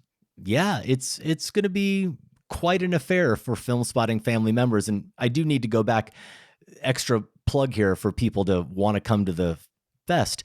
Michael Phillips has already told me he's going to dress like Richie for the screening. So headband, racket, shorts. If I had my choice, Richie's good. Yeah, I think that works. So maybe that's not true, but we'll see what we can do. Film Spotting family members, this does get us right into ticket information. Friday, April 24th is when tickets will go on sale at noon. Filmspottingfest.com is the hub for all of your information. You can go there now. Right at this moment, depending on when you're listening, you will not see links to buy tickets. They will not be available until Friday, April 24th at noon. But for Film Spotting family members, you will have access. We will share a link with you privately. You'll have access a couple days before. So Wednesday, April 22nd at noon is when you'll get the link. So you'll get first access to tickets for all of those. Okay. Also, the way we're doing this is you can buy tickets individually for all 4 movies, or you can buy a festival pass for the 3 movies on Saturday at the Athenaeum. And you get a discount if you buy everybody gets a discount if you buy the festival pass to the 3 films. But Film Spotting family members get an even larger discount when you buy that festival pass. In addition to getting earlier tickets and a bigger discount on the festival pass, we are going to have a special meet and greet just for Film Spotting family members with us and our special guests prior to the Wet Hot American summer screening at the Athenaeum. So it really does benefit you to get the benefits of being a Film Spotting family member. Filmspottingfamily.com is where you should sign up, and filmspottingfest.com is where you should go to get all of your details about the festival. We really are excited about it. We didn't envision when we did Film Spotting Fest last year, celebrating 20 years, that we were going to do this every year. I don't know if it's the smartest thing for us to do, but damn it, we had so much fun. We couldn't help but try it again, and it's coming together, and we're happy with how it's come together. So we're doing it again. It's happening again. So that's one save the date to put in your calendars, June 27 to 28 in Chicago. I have another save the date for you coming up more quickly here and far away from Chicago. I'm going to do an Edinburgh meetup Saturday, May 2. So yeah, just around the corner. But this will be the last meetup of what's turned out to be a little bit of a world tour. I guess, a UK/European tour of meetups I've been able to do these last 9 months or so that I've been studying in Scotland. Definitely wanted to have one here in Scotland. Have met so many wonderful people, some of who are already familiar with the show, some of whom have come to know the show, and to do that before I leave. So Saturday, May 2 is when we're going to be having that. I'm also coming fresh off the Berlin meetup. So did want to say thank you to the folks who came to that and give a little bit of a report. We were having so much fun talking. Debbie and I just pushed our dinner reservations back. We were in the same place we were going to be having a meal, and they were kind enough. They're like, yeah, we'll hold your table. You guys just keep chatting. So thank you very much to Moritz, O'Neill, Mikkel, and Uwe, who all came out. Uwe especially we mentioned this, Adam, earlier on a show, Munich. a 4-hour train from Munich to hang out. How many beers did you buy? Well, we went fancy. We had cocktails at the lounge, and they were quite delicious. But we don't have any hotel bills for Uwe. He stayed with his brother there in Berlin, so that worked out best probably for everybody. But yeah, thanks to that group for coming. It was a lot of fun. And next one up, as I said, closer to home for me right now, Edinburgh, May 2.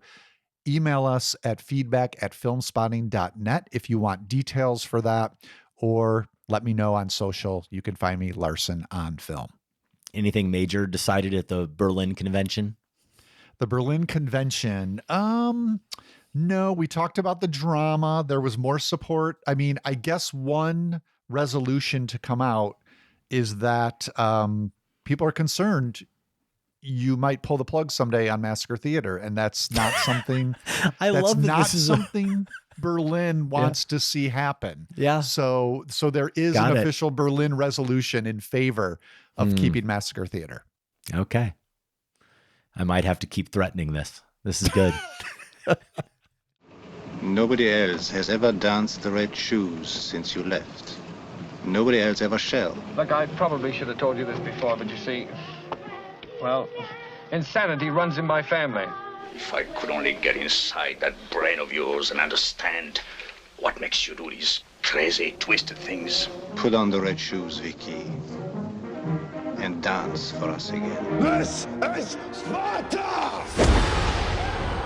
40s Madness, Josh. It's down to 4 films. Are you ready? We did it. We've incinerated how many classics at this point? 60, right? Is the math work out that way? Yes, at least 60. More than that if you count the play-ins. You're so proud. Yes, that's exactly what Film Spotting is all about. Just destroying movies. 4 films, 2 matchups. You can vote now at filmspottingmadness.com. Polls close Mondays, 11:59 p.m. Central Time, and each new round opens on Tuesdays at noon Central Time. Again, filmspottingmadness.com. The Elite 8 results, we had 2 blowouts. We did have 2 matchups that were closer than you might expect, a little closer than I expected, but alas, no upsets. Josh, the first one, our unrequited love matchup. How did it come out? This was Casablanca versus Brief Encounter, and it wasn't close. Casablanca, 80% of the vote, taking out Brief Encounter, which, yeah, I mean, Brief Encounter had some steam, thought maybe, could it possibly? Mm-hmm. No way. No way. Yeah. It was quick. Sophie, PA behind the scenes, was like, Brief Encounter's in the lead. Is this going to happen? What's going to happen here? I'm like, no, this is just early Film Spotting family voting, and they're weird. And in this case, right. I mean, because I also voted for Brief Encounter, but no, eventually Casablanca, the juggernaut's going to take over. And it did. Here's Grant Averitt, week 4 of filling in blind spots to ethically vote for Casablanca. And this was the toughest week yet. Brief Encounter was incredible. Gorgeous black and white cinematography, brilliant script. And wow, Celia Johnson as Laura, one of the finest cinematic performances I think I've ever seen. 5 stars, but it's still no Casablanca. Wow. Few films are. Pulled the rug out. Next matchup, Citizen Kane versus His Girl Friday. So the newspaper man, newspaper woman matchup, let's call it that. Kane also prevailed quite easily, 76% to 24%. We heard from Ethan Johnson. Citizen Kane is surely the better film, but Friday has given me the most joy of the two. Machine gun dialogue and charisma for days. Okay. Sean Means also weighed in. As a longtime newspaper person, Citizen Kane and His Girl Friday are both high on my personal list of most watched movies. It's a tough pick, but I choose Walter Burns and Hildy Johnson over Charles Foster Kane and Jed Leland, both for movie relationships and for who I'd hired to work at my paper. Okay. It's interesting criteria. Yeah, I think we'd all agree on those fronts, probably. A little closer, the number 3 seed Double Indemnity up against the number 4 seed, or is it the number 4 seed? Yes, Double Indemnity up against the number 5 seed, The Third Man. And Double Indemnity took it 58% to 42%. Dave Allen says, scrolling down the poll page and seeing these two paired up elicited a groan, followed by a good deal of tense internal debate. These are both fantastic films, so I had to split hairs. The slightest edge went to The Third Man for the masterful camera work and Wells' speech in the Ferris wheel. I already feel sad. Well, that's the madness experience, Dave. How about this from Joseph Carr? It's heartbreaking to vote against Alita Valley in The Third Man. She's suffered enough. But actually, maybe I can use Madness Incinerator rules to ensure she never has to suffer anymore by voting for Double Indemnity. So Double Indemnity it is. Barbara Stanwyck gets to keep having her devilishly murderous fun. Well, who's going to stop her? You're not going to stop her. I'm not going to stop Barbara Stanwyck. The last matchup, It's a Wonderful Life. The 3 seed up against our closest thing to a Cinderella, I guess, the number 6 seed, The Red Shoes. And The Red Shoes, it put up a good fight, Josh, but only amassed 44% of the vote. Here's Jennifer Milch. This one kills me. How do I choose between the pathos-filled, funny, sexy, the chemistry between Reed and Stewart, always moving, wonderful life, in the fever, dreamy, surreal, tragic Shoes? I hate this matchup. I'm voting for Shoes because I think Life will win, but I want it to be close. Okay. Also because The Last Dance in that movie is one of the most surprising, chilling, and beautiful endings ever. To make this worse, I'm a huge David Lynch fan, and he loves both. Oh, wow. Yeah. Jennifer's just making things worse for herself by doing that depth of research.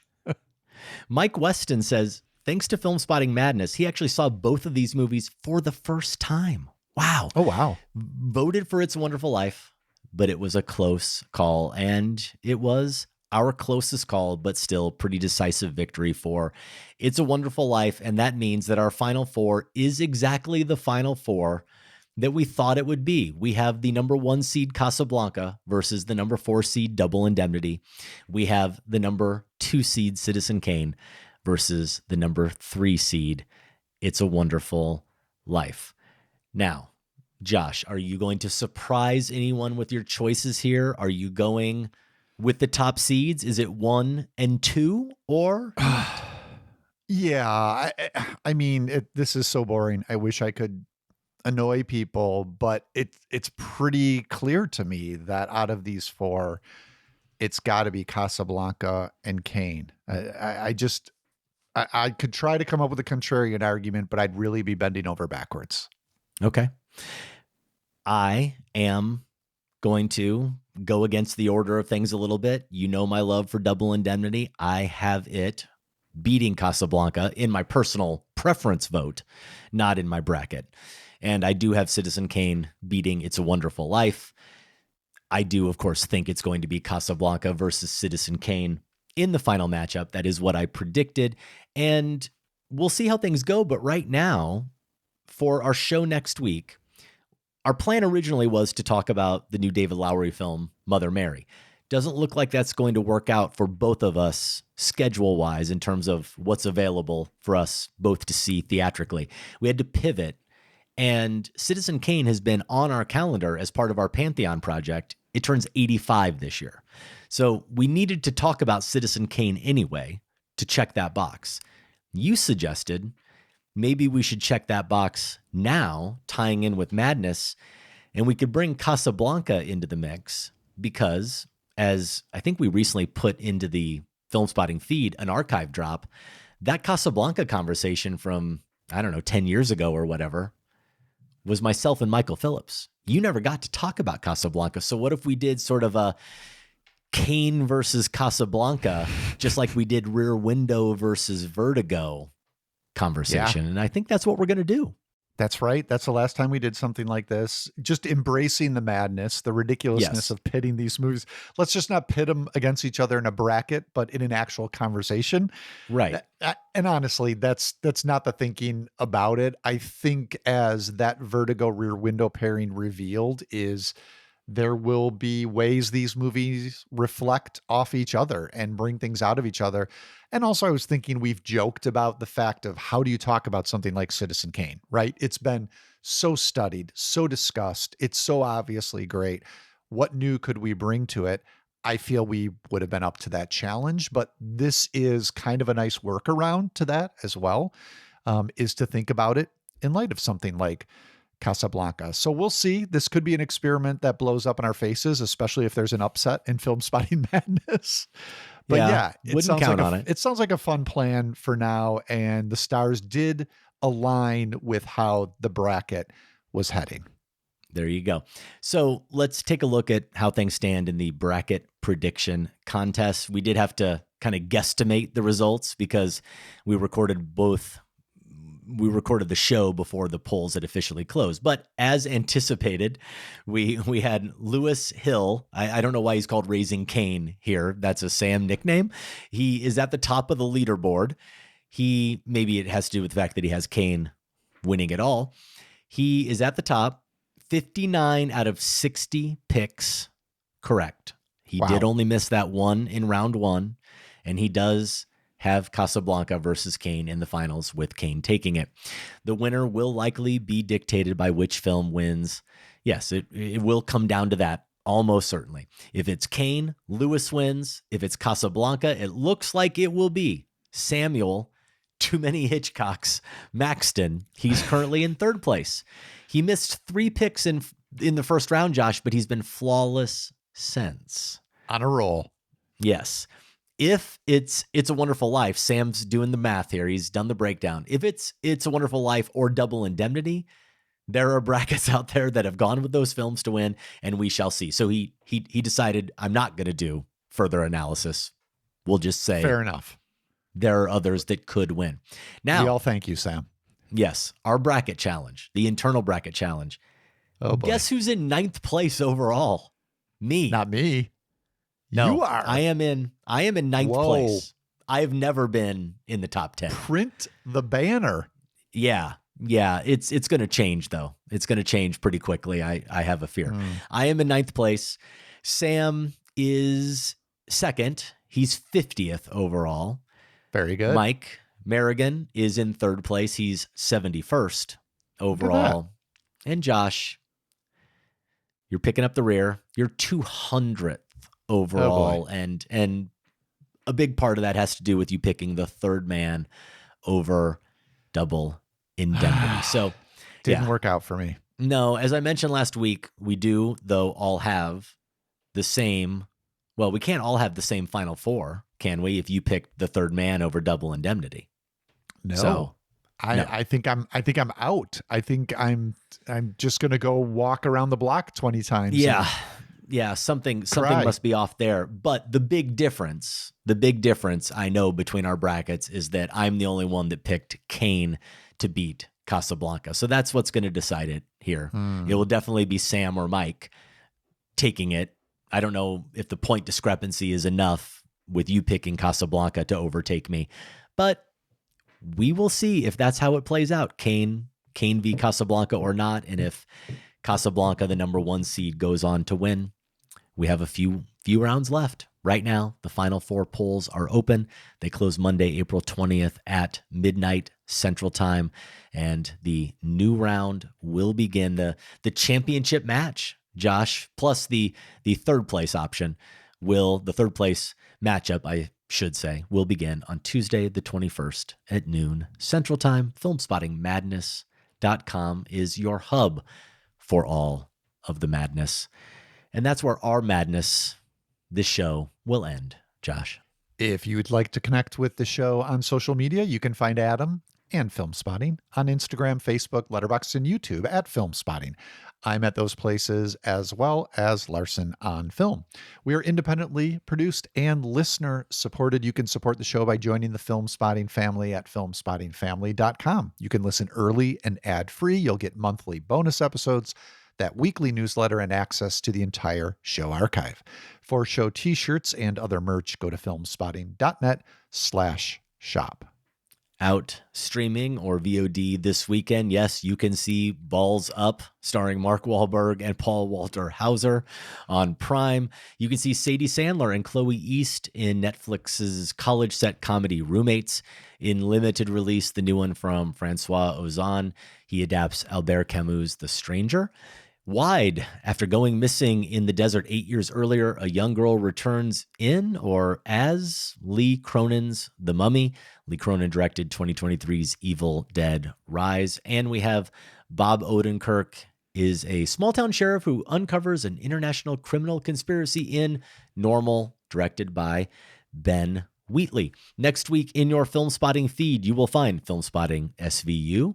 On Wednesday, you'll get our archive drop. Josh, we are going to do the A24 draft that we did back in 2022 to celebrate the 10-year anniversary of A24. So some fun stuff to talk about there we'll get into when we set up that draft. And then Friday will be Kane v. Casablanca and the 40s Madness final. Film Spotting is produced by Golden Joe Dussault and Sam Van Halgren. Without Sam and Golden Joe, this show wouldn't go. Our production assistant is Sophie Kempenaar. Special thanks to everyone at WBEZ Chicago. More information is available at wbez.org. For Film Spotting, I'm Josh Larson. And I'm Adam Kempenaar. Thanks for listening. This conversation can serve no purpose anymore. Goodbye.